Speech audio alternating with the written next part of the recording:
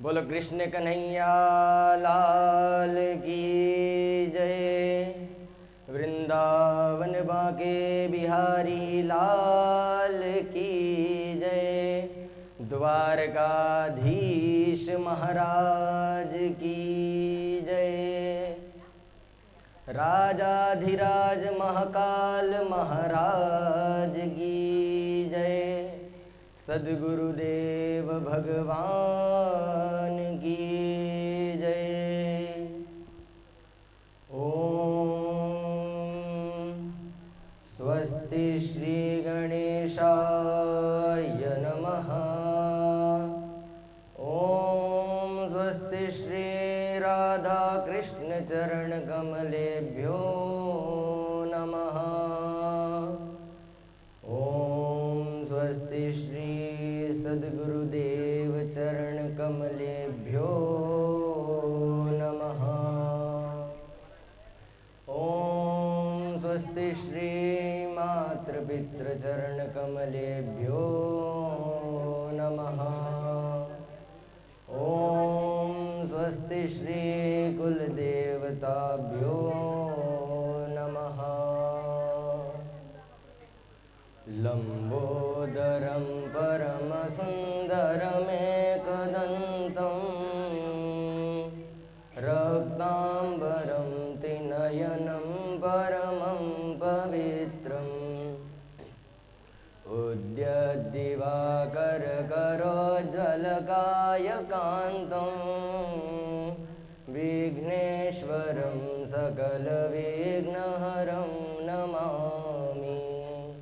कृष्णत्वदीयपदपङ्कजपञ्जरान्ते अद्यैव मे विशतु मानसराजहंसा। प्राणप्रयाणसमये कफवातपित्तये कण्ठावरोधनविधौ स्मरणं कुतस्ते।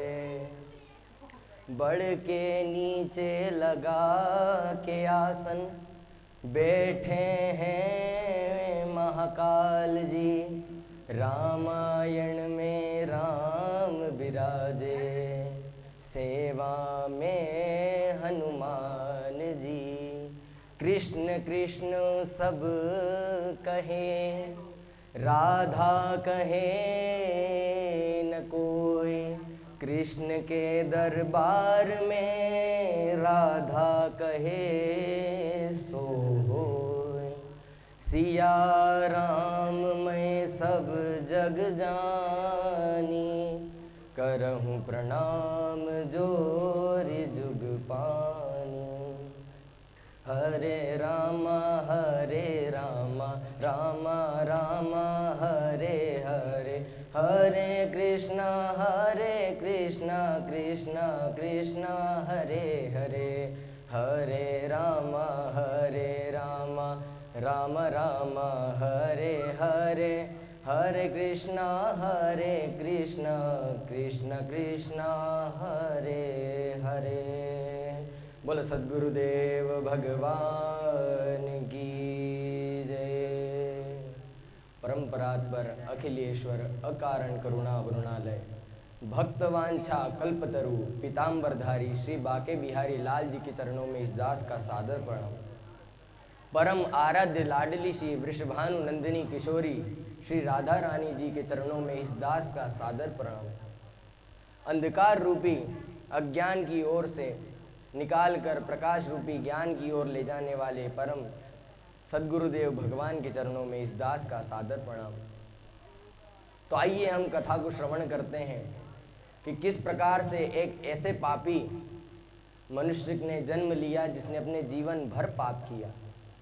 इतना पाप किया कि उसकी मृत्यु के बाद भी उसे प्रेत योनि में जन्म लेना पड़ा। फिर से महाराज प्रेत योनि में आने के पश्चात भी उसे किसी के द्वारा श्रीमद् भागवत महापुराण की कथा सुनाई गई और वह उस प्रेत योनि से मुक्त हुआ और एक ऐसे दिव्य शरीर को प्राप्त हुआ कि उसे किसी और देवता के स्वरूप नहीं माना गया। भगवान के पार्षद उसे लेने आए, वे पार्षद लेकर उसे गोलोक धाम गए। तो आइए उसी कथा को हम श्रवण करते हैं। एक समय की बात है कि नारद जी ने शंकादिक ऋषियों से प्रश्न किया कि ऐसा कोई व्यक्ति है या फिर ऐसे कोई ऐसा पापी जो है जिसे ऐसी मुक्ति मिल सके, पापी व्यक्ति को भी इस भागवत कथा से मुक्ति मिल सके। तो महाराज वे बताते हैं, कथा को प्रारंभ कहते हैं। तो शंकादिक ऋषि कहते हैं, तुंगभद्रा तटे पूर्व मभूत्पतनमोत्तमं यत्र वर्णा स्वधर्मेण सत्यसत्कर्म तत्परा।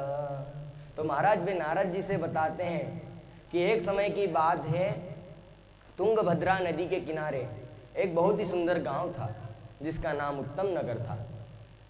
और महाराज उस गांव में सभी लोग रहते थे, सभी वर्ण के लोग रहते थे, अपने अपने वर्णाश्रम का पालन किया करते थे। वहां पर एक ऐसे विद्वान पंडित रहा करते थे जिनका नाम था आत्मदेव जी। और आत्मदेव जी का स्वरूप बिल्कुल भगवान के समान था, ना बिल्कुल देवताओं के समान था। लेकिन उनकी पत्नी जो थी वह बिल्कुल ही विपरीत थी महाराज, उनसे बिल्कुल विपरीत थी। उनका नाम भी बहुत ही विपरीत था, बहुत ही विचित्र था। उनका नाम था श्रीमती धुंधली देवी। और महाराज जिसके नाम के आगे श्रीमती लग जाए, क्या आप श्रीमती का अर्थ जानते हैं? श्री का अर्थ होता है लक्ष्मी और मति का अर्थ होता है सरस्वती।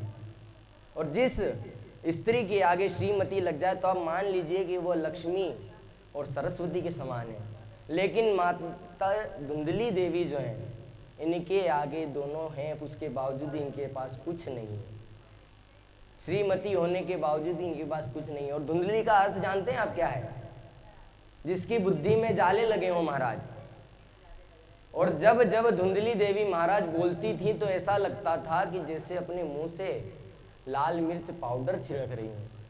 और धुंधली देवी की दिनचर्या आप सुनिए महाराज।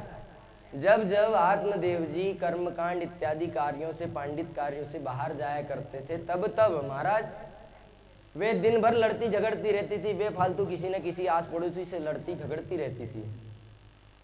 उनका ऐसा कोई दिन नहीं बीता था कि बिना लगड़ते झगड़ते न बीते। उन्होंने ये अपनी दिनचर्या में डाल लिया था। और महाराज जब आत्मदेव जी शाम को घर आते तो वे ऐसी हो जाती जैसे कि माता अनसुईया के बाद तो इन्हीं का नंबर हो, माता अनसुईया के बाद इन्हीं का नंबर हो। अब क्या होता है कि महाराज आत्मदेव जी बड़े परेशान हैं। क्यों परेशान? क्योंकि आत्मदेव जी के पास भगवान का दिया हुआ सब कुछ है, धन है, घर है, दौलत है, जमीन जायदाद है, सब कुछ है। सिर्फ एक चीज की कमी है, वो है संतान। तो महाराज गांव वाले भी उन्हें बड़ा ताना मारा करते थे कि जिसके घर में महाराज पुत्र नहीं होता, संतान नहीं होती, वो पुण्या नामक नरक में जाता है। अब महाराज आत्मदेव जी बड़े ही परेशान हो गए। एक दिन उन्होंने सोचा कि मैं इस घर को छोड़कर चला जाता हूँ, आत्महत्या कर लेता हूँ, इस गांव को छोड़ देता हूँ, तभी मेरा उद्धार होगा। और महाराज आत्मदेव जी घर छोड़ के चले जाते हैं। अब क्या होता है महाराज कि आत्मदेव जी घर छोड़कर चले जाते हैं बड़े ही दुखी होकर। अब वे जाकर जंगल में एक पेड़ के नीचे बैठ जाते हैं। अब हिम्मत भी नहीं हो रही कि आत्महत्या कैसे करूं, अब हिम्मत भी नहीं हो रही आत्महत्या कैसे करूं।